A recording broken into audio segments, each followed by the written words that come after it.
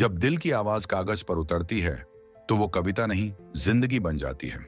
यही भाव है जो ख्यालों का ताना बाना पुस्तक को एक साधारण कविता संग्रह से कहीं ऊपर उठा देता है।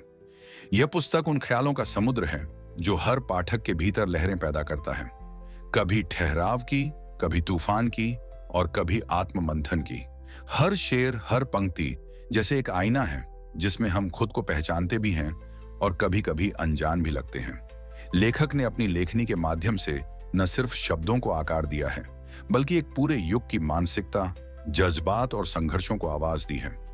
यह संग्रह मानवीय संवेदनाओं का ऐसा जाल है जिसमें पाठक एक बार उलझता है तो खुद को उसमें ढूंढने लगता है। यह किताब उन चुप्पियों की दास्तान है जो किसी ने कभी सुनी नहीं, पर हर किसी ने कहीं ना कहीं महसूस जरूर की है। बेचने वाला तो सपने बेचकर सो गया था, बेचैन था वो जो खरीद कर सपने ले गया था। ऐसी पंक्तियां न सिर्फ भावनात्मक गहराई लिए होती हैं बल्कि आज के समय की सच्चाई को सामने रखती हैं।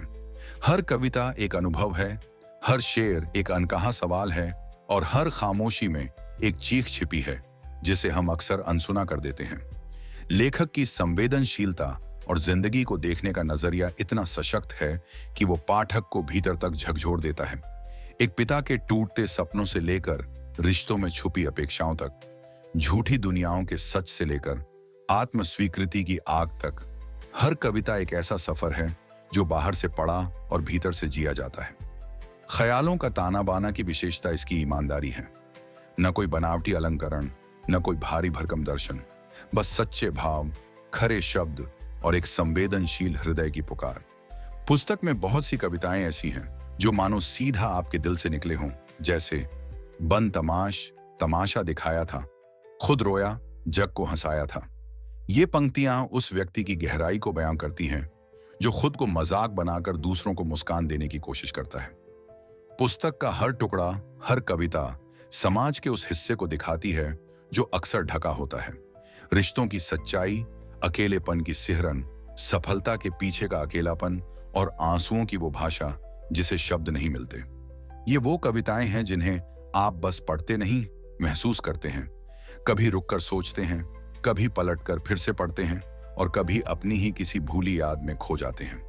आज के इस तेज रफ्तार और दिखावे से भरे युग में जहां शब्दों का मतलब खो गया है, ऐसे में यह संग्रह एक ठहराव है, एक शुद्ध साहित्यिक विराम जो आत्मा को सुकून देता है।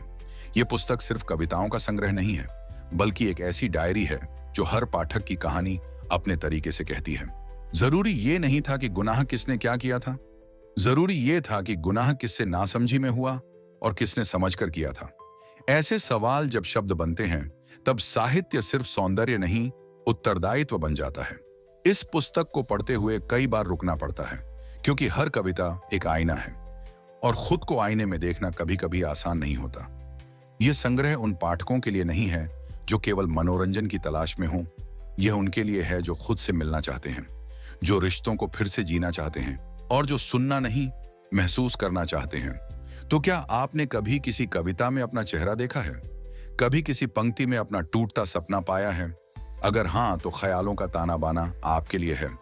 अब आप बताएं कि इस संग्रह की कौन सी पंक्ति सबसे ज्यादा आपके दिल को छू गई और क्यों? कमेंट में जरूर साझा करें, क्योंकि किसी की कविता किसी और की आवाज बन सकती है। अब हमें दीजिए इजाजत। धन्यवाद।